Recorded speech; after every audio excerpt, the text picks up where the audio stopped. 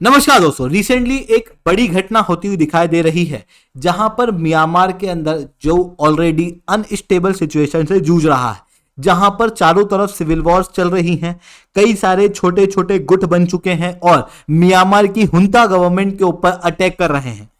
वहीं दूसरी तरफ कई सारे रोहिंग्या मुस्लिम्स जो ऑलरेडी माइनॉरिटी के अंदर है, जिनको म्यांमार के अंदर कोई भी अधिकार नहीं दिए गए और कई बार इन्हें म्यांमार से आउटस्टेट कर दिया गया है, इनके द्वारा प्रयास किया जा रहा था बांग्लादेश के अंदर जाने का, वहां पर रेफ्यूज लेने का।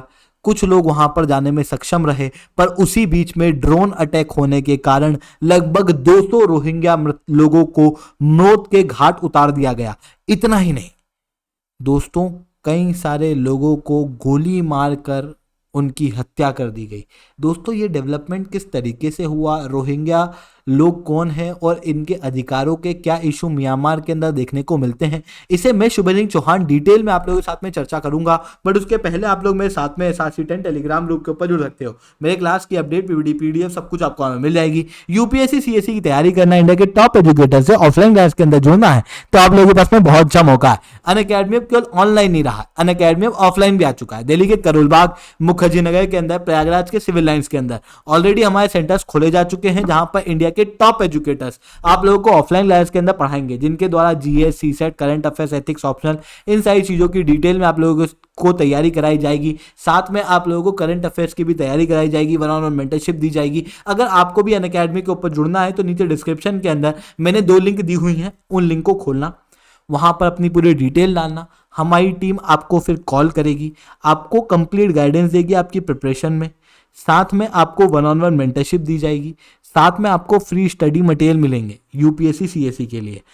तो अगर आपको अनअकैडमी पे जुड़ना है तो नीचे उस फॉर्म को फिल आउट कर देना। चलिए दोस्तों, अब समझने का प्रयास करते हैं यहाँ पर क्या हुआ है। देखो, कई सारे रोहिंग्या मुस्लिम्स के ऊपर ड्रोन से अटैक करके उनकी हत्या कर दी गई म्यांमार बांग्लादेश बॉर्डर के ऊपर।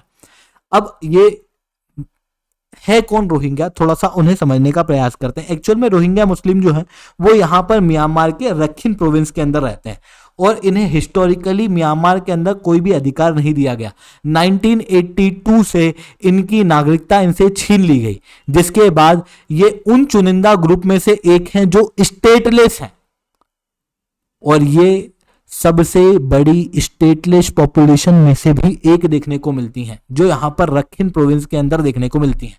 अब अगर किसी भी व्यक्ति के पास में उसकी नागरिकता छीन ली जाए तो उसके पास में ऑब्वियसली कोई भी अधिकार उस कंट्री के अंदर नहीं रहता, ना तो कोई मूलभूत अधिकार, ना ही कोई फंडामेंटल ड्यूटी। और किसी भी व्यक्ति से उसकी नागरिकता छीनना यानी कि उसे पूरे कंट्री के मैटर से एक्सक्लूड कर देना है।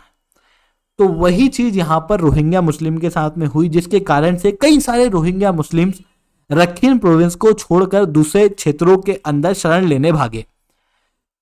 1990 से एक्सोडस चल रहा है हल्का हल्का रोहिंग्या मुस्लिम्स का।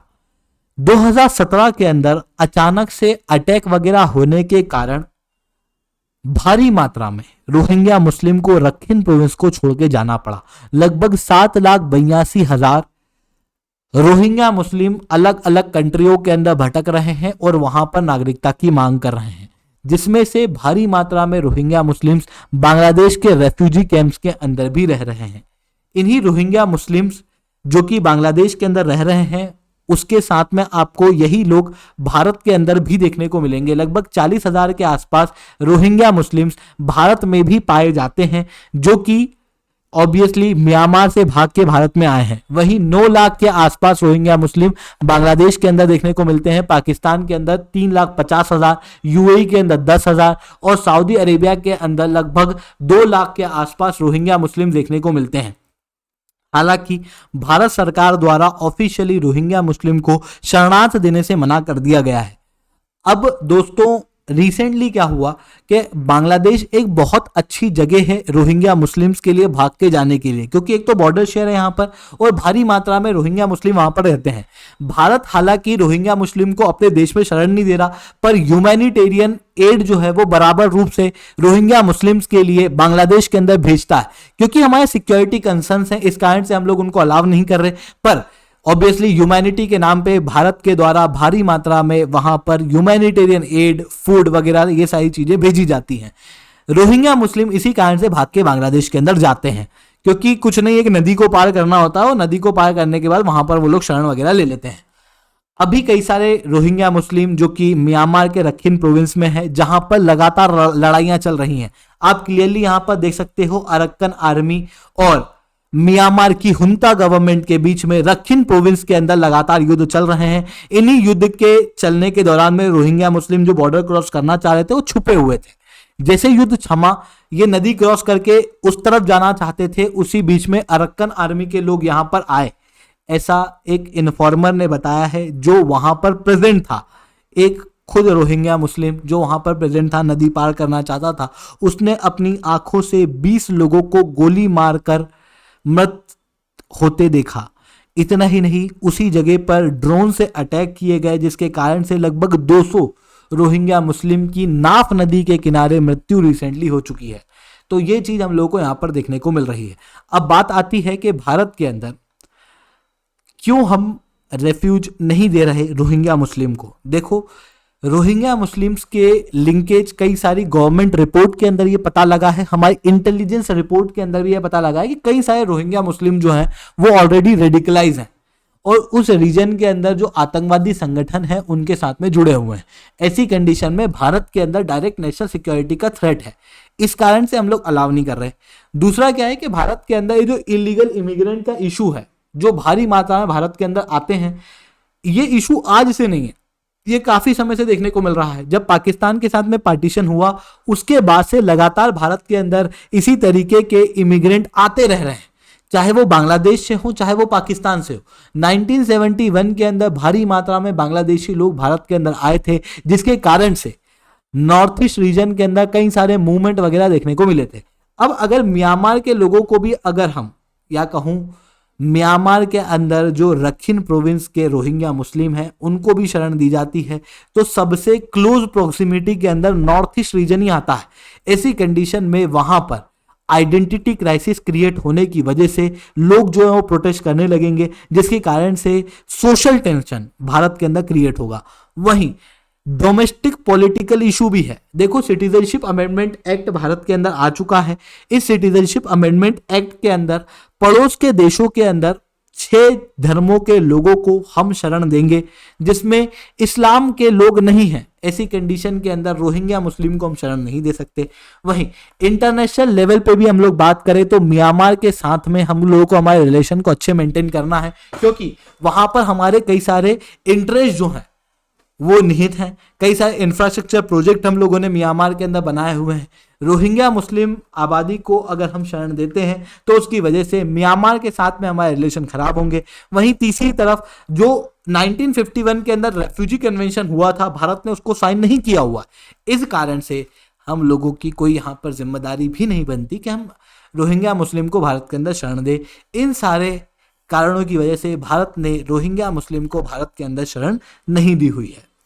हालांकि भारत बराबर रूप से बांग्लादेश के अंदर ह्यूमैनिटेरियन एड देता है। अब बात आती है, तो फिर क्या रोहिंग्या मुस्लिम इसी तरीके से एक्सप्लॉयटेशन पूरी दुनिया के अंदर झेलते रहेंगे? इसके लिए इंटरनेशनल कम्युनिटी जैसे यूनाइटेड नेशन, जिसका काम ही है ग्लोबल लेवल पे पीस सिक्योरिटी मेंटेन करना, उसको सामने आना चाहिए, उसको यहाँ पर काम करना चाहिए। हालांकि भारत यहाँ इस रीजन के अंदर मेजर पावर है, पर ग्लोबल लेवल के अंदर शांति की जिम्मेदारी यूनाइटेड नेशन की है। ऐसी कंडीशन में यूनाइटेड नेशन को यहाँ पर प्रॉपर प्लान बनाना चाहिए। साथ में ग्लोबल लेवल पे ह्यूमैनिटेरियन एड दी जानी चाहिए, रखिन प्रोविंस के अंदर भी और इवन उन क्षेत्रों के अंदर जहां पर रोहिंग्या मुस्लिम रहते हैं। साथ में म्यांमार के अंदर जो वायलेंस चल रहा है उस वायलेंस के ऊपर रोक लगनी चाहिए, क्योंकि उसकी वजह से भारत के नेबरहुड के अंदर कई सारे इश्यूज देखने को मिलते हैं जो कि भारत को डायरेक्ट इफेक्ट करते हैं। क्योंकि म्यांमार धीरे धीरे करके सबसे बड़ा ड्रग मैन्युफैक्चरर बन रहा है, भारी मात्रा में वो ड्रग भारत के अंदर आ रहा है। कई सारे इलीगल इमिग्रेंट म्यांमार से भारत के अंदर आ रहे हैं। ऐसी कंडीशन में म्यांमार के अंदर शांति होना भारत के लिए भी इंपॉर्टेंट है और इवन रोहिंग्या लोगों के लिए भी इंपॉर्टेंट है। साथ में इंटरनेशनल प्रेशर म्यांमार की सरकार के ऊपर क्रिएट किया जा सकता है, सैंक्शंस लगा के, एशियान को इंक्लूड करके, यूनाइटेड नेशन के द्वारा स्टेटमेंट्स वगैरह देके, ताकि म्यांमार जो है वो यहाँ पर अधिकार दे। जिस तरीके से वेस्टर्न कंट्री जब चाइना के साथ में डिस्प्यूट हुए उसके बाद में क्लियरली वोकल हो चुकी है उइगुर मुस्लिम पॉपुलेशन को लेकर, ठीक उसी तरीके से इस रीजन के अंदर भी यहाँ पर इंटरनेशनल कम्युनिटी को एक्टिव होना पड़ेगा ताकि वो लाखों लोग जो ग्लोबल लेवल पे स्टेटलेस घूम रहे हैं उनको अधिकार मिले। आई होप ये सारी बातें आपको समझ में आई होंगी। लेक्चर अच्छा लगा हो तो लाइक करना, लेक्चर बहुत अच्छा लगा हो तो नीचे 7 से 10 कमेंट करना। यूपीएससी सीएससी की तैयारी करना है, इंडिया के टॉप एजुकेटर से ऑफलाइन क्लास के अंदर जुड़ना है तो आप लोगों के पास में बहुत अच्छा मौका है। अनअकैडमी अब केवल ऑनलाइन नहीं रहा, अनअकैडमी अब ऑफलाइन भी आ चुका है। दिल्ली के करोलबाग मुखर्जी के अंदर, प्रयागराज के सिविल लाइंस के अंदर ऑलरेडी हमारे सेंटर्स खोले जा चुके हैं। अगर आपको हमारे सेंटर देखना है तो इस वीडियो को एंड तक देखना है।